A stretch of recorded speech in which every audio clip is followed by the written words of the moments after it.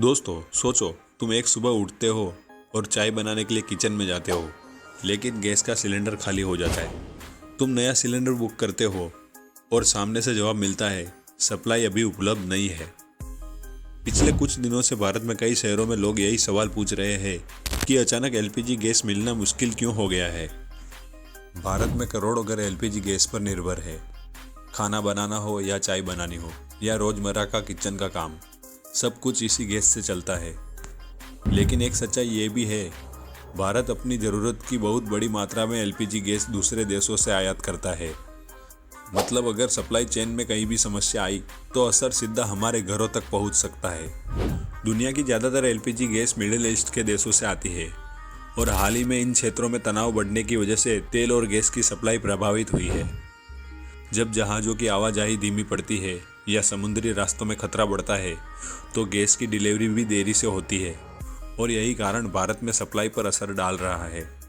लेकिन सिर्फ अंतर्राष्ट्रीय संकट ही नहीं और एक वजह है जिसने स्थिति को और भी खराब कर दिया है। जब लोगों को खबर मिलती है कि गैस की कमी है तो वे घबराकर जल्दी जल्दी सिलेंडर बुक करने लगते हैं। इसे कहते हैं पैनिक बुकिंग। इससे अचानक मांग बढ़ जाती है और कुछ समय के लिए सिलेंडर मिलना मुश्किल हो जाता है।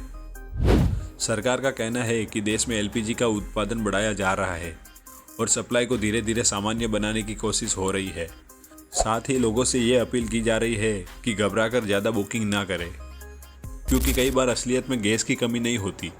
कमी इसलिए होती है क्योंकि लोग डर के मारे ज़्यादा से ज़्यादा बुकिंग करते हैं, इसीलिए एलपीजी गैस के स्टॉक में अचानक से कमी आ जाती है।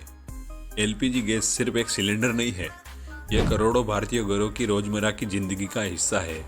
लेकिन ये घटना हमें एक बात याद दिलाती है, जब कोई देश ऊर्जा के लिए दूसरे देश पर निर्भर होता है तो छोटी सी वैश्विक हलचल भी हमारे किचन तक पहुंच सकती है।